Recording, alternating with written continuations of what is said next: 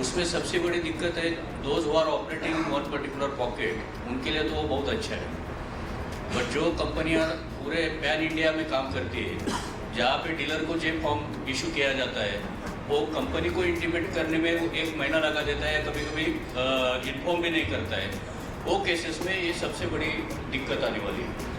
तो वो सबसे दिक्कत है। अभी मेरा एक सैंपल हरियाणा में निकाला गया और किसी ने पता है नहीं कहाँ से सैंपल आया, तो जो इमीडिएटली विद इन 7 डेज जो हमें अप्लाई करना है टू दी जेडीए और अपीलिंग अथॉरिटी, उसको यदि हम लोग इंटीमेट नहीं करेंगे और वो सैंपल फेल हो जाता है तो थर्ड चांस हमें मिलने वाला नहीं, क्योंकि हमने अपील नहीं किया और उसमें भी वो फेल हो जाता है तो इमीडिएटली हमारे ऊपर केस शुरू हो जाएगा।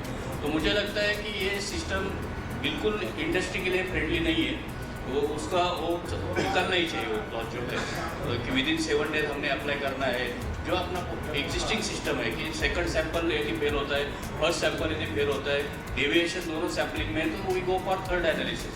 सो that is the best system and वही हमने कंटिन्यू करना चाहिए। तो माइक्रोन्यूट्रिएंट मिक्सचर पहले ज़माने में या फिजिकल मिक्सचर्स में अथॉरिटी जो लाइसेंसिंग अथॉरिटी है, अपीलिंग अथॉरिटी जो है, उसको एक सर्टन टॉलरेंस लिमिट दिया था कि मान लीजिए 0.5% एज पर एफसीओ और डेविएशन आता है 0.2 unit, 0.3 unit, 0.4 unit, it should not be more than 1%, हमने डिफाइन करना है। तो that appealing authority can take decision under his authority and he can declare that sample with warning letter to that company.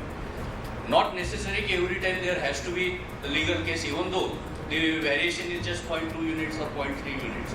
And for that purpose, they can Andhra Pradesh में एक बार हमें Andhra Pradesh government is doing it. So if there is a variation of 0.2 unit, 0.3 unit, 0.4 unit, they can penalty दे दीजिए company को, 1000 rupees, 2000 rupees, 3000 rupees. But ये जो legal का जो issue है कि सैंपल फेल है तो कोर्ट में ही जाना है, और सैंपल फेल है कोर्ट में जाना है, तो पुराना ही सिस्टम हमारे लिए सबसे इम्पोर्टेंट है।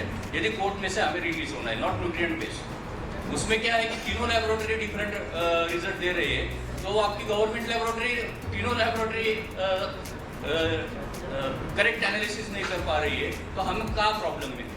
तो इन दैट केस पुराना सिस्टम इंडस्ट्री के लिए ज़्यादा फेवरेबल है लीगल मैटर्स में, और अदरवाइज हम लोग जो सबमिशन करेंगे तो अपीलिंग अथॉरिटी को एक टॉलरेंस लिमिट दिया जाए। मिक्स फर्टिलाइजर है, forget about complex fertilizer, mix fertilizers, physical mixture, soil application grades, और उसका 0.5 यूनिट और 1 यूनिट तक हमें ये डिफाइन करना चाहिए। और जो भी है इंडस्ट्री को वो अथॉरिटी, अपीलिंग अथॉरिटी हमें वो सैंपल पास करेगी, उसकी जो पेनल्टी होगी वो let government should decide 1000 rupees, 2000 rupees like. As my colleague Dr. Chow rightly said, that even the first system had its own lacunae, because it had its own challenges with regards to sample collection, SOPs, the way samples are collected, the way they are stored. Even there was an option of failing in both first and second sample, even then. And this time bar, exclusion of 7 days, it's very, very challenging to implement at ground level. Because the dealer is under no legal obligation to inform you of his sample being taken out, let alone failed or not failed. So we should try to maintain the status quo to the earlier system, and if possible, still amend that. As you said that even an extension of the system could be training of the inspectors to draw the samples, store the samples, and compulsory testing in NABL labs, which is still we are still far away from that, right? So yeah, 7 days is not practical for the industry. Rightly said by him, 7 days is really impractical because there are certain time, there are some holidays, some weekends, there are also some functions. Maybe कोई अगर भूल गया तो उसके लिए किसी की भूल की गलती का अंजाम कोई और भुगते, वैसा हो रहा है अभी। जो पहले की सिस्टम थी सबसे अच्छी थी, we had enough time to apply, और ऐसा नहीं है कि अगर 100 की 100 कंपनी काम कर रही है तो 100 की 100 ही सही होगी, वो उस चीज़ के बिल्कुल फेवर में नहीं हो सकता है, कुछ लोग करते भी हों कई सारी चीज़ें। तो गवर्नमेंट जो रूल्स बनाती है सब चीज़ों को कंट्रोल करने के लिए बनाती है, लेकिन इसमें मेरा ऐसा कहना है कि जो ये नया रूल बनाया गया है, this is really not business friendly. कई बार व्यापारी तंग आकर के अपना बिजनेस कभी कभी कम कर देता है या कुछ एरिया कम कर देता है जहाँ तक वो पहुँच नहीं पाता है, जबकि उसके प्रोडक्ट्स बहुत अच्छे होते हैं। सो आई ट्रूली बिलीव पहले वाला सिस्टम ही अच्छा था, और अगर हमारी सबकी आवाज आज या कल जब भी सरकार तक पहुंचेगी वही पहले वाला सिस्टम फिर से रीइंस्टॉल किया जाए। This is my opinion. पहले वाले सिस्टम में एक प्रॉब्लम एरिया था, वो ये था कि फर्स्ट सैंपल में फॉर एग्जांपल आपका NPK में से P फेल हो गया, जब आप उसको एनालिसिस के लिए भेजते हैं तो तीनों फिर से टेस्ट होता है, फिर आपका K फेल हो गया। तो जब ये मैटर थर्ड सैंपल के लिए जाता है तो उसमें पता चलता है कि N फेल हो गया।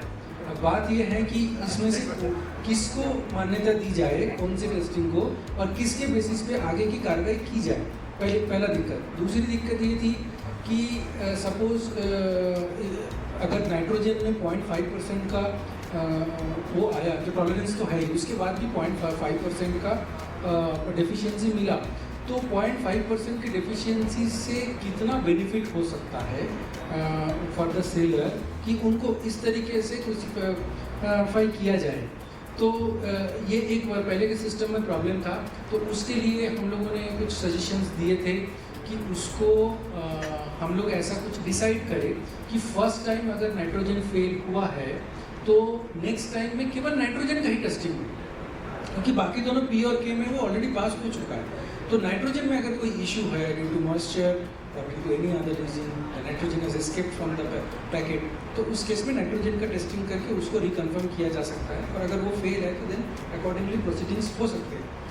Now this new system is again giving us different challenges. As per this system, again within 7 days you have to apply. That means both the reports will come at the same time. RFCL से भी 1 महीने में आएगा, ये भी लगभग same time पे आएगा। अगर दोनों में से 2 रिपोर्ट आ गया तो तब तक और आपको इमीडिएटली अपील के लिए जाना पड़ेगा।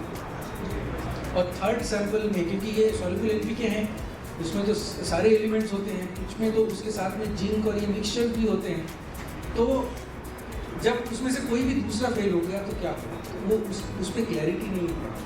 तो हम लोग ये चाहते थे शुरू से ही कि जिस एलिमेंट में प्रॉब्लम है उस एलिमेंट को ही मल्टीपल टाइम टेस्ट करके इंश्योर किया जाए कि वो जो टेस्ट है whether it is a quality problem और it is testing error.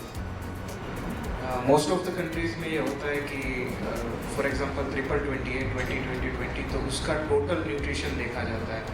Variation अगर 0.5 का ही रखे, उसके साथ टोटल न्यूट्रिशन 60 आपका मैच हो जाता है या अबव 60 जाता है तो वो पास है। फॉर एग्जांपल नाइट्रोजन आया 19.3, लेकिन आपका P और K थोड़ा थोड़ा बढ़ गया तो टोटल न्यूट्रिशन 20 प्लस है तो वो पास है। भले ही 19 एक लिमिट से कम है, लेकिन वो लिमिट थोड़ी बढ़ाई जाए, 0.5 है, टोटल न्यूट्रिशन आपका 60 होना ही। Okay, that's a very good suggestion, please. There are 2 types of fertilizers, complex and mixtures. In case of mixture, tolerance should be more, just like we say. In water-soluble fertilizer mixtures, they are the mixtures, not the complex like calcium nitrate or potassium nitrates. In that case, and that is now in the FCO. So mixture fertilizer should be given more tolerance regarding the individual nutrient, just like Mr. Fellow said. There is, I agree with the panelists, all the panelists, but there is a provision when the inspector is taking a sample, he should inform the company that the sample has been taken. But invariably they are not doing that. It is the latest notification says that the company should be informed immediately of taking the sample by the email, but invariably none of the inspectors are doing that. My question is, what was the reason that this law has come out wherein कि आपके आज एक sample उठता है and within 7 days you have to apply for the second? Why? Are you not confident about your first sample? B, if there is a variation in this first and the second sample, who's liable then? Supposing आज sir ने भी बोला कि अगर आपके 3 lab से अलग-अलग variation results में आते हैं, मैं बोलता 2 में ही आ जाते हैं, एक में पास हो रहा है, एक में फेल हो रहा है, then what happens? You go to the third sample again? A, or if there's a variation within the first 2 samples itself, somebody has to well the cat and say, okay, yaar, I'm wrong somewhere down the line, not just the manufacturer. Why is always the case कि manufacturer ही गलत है, वो ही चोरी कर रहा है? अनस्क्रूपुलस काम सिर्फ वही कर सकता है, और भी तो होते हैं ना, आपको सबको मालूम है, आप सब इंडस्ट्री वाले बैठे हुए हैं यहाँ पे। इसका मतलब क्या है? तो one you need to fight from the base itself the why within 7 days. Let the result come of the first, and if it has failed, we will apply. We'll apply as per normal FCO norms and rules. So it was passed by central government, and then we went to state government. They failed it. So in that case, although what is happening in case of SEZ, the same thing should happen, but then what has happened is Government of India has said the labs which are GLP laboratories are testing. Let us forget that whether it is a public sector lab or a private sector lab. Whosoever has, so now in PMB bill, new PMB bill, they are trying to bring that. So all the lab, any lab which is accredited, having standard accreditation, so they will be allowed. Because otherwise, now at present, despite having this law, rule has been approved, but it is only now which is happening, it is going to CIA. Whenever a sample fails, court sends to CIA. And in many cases, I have seen CIL also saying it is not that well equipped, rather than any private lab with GLP facilities or legal facilities. So they should be given. So we have to now highlight that one also. The law is there, but it's not practiced. And in your case, if this law is there, definitely in this case also.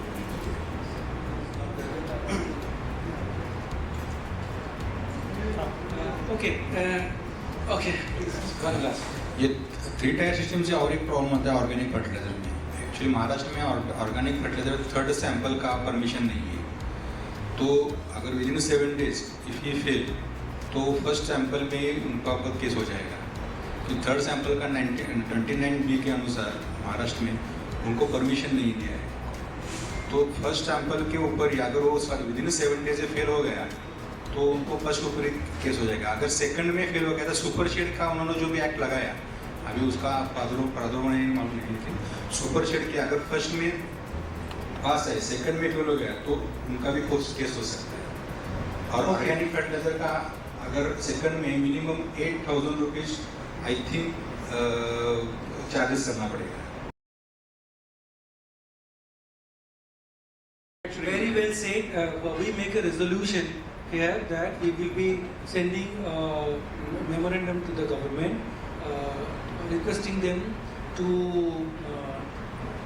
go back to the old system with certain amendments. They must be having some concerns because of which they have brought this. We will engage with them and try to understand what is their concern. We will try to give them clarification on that.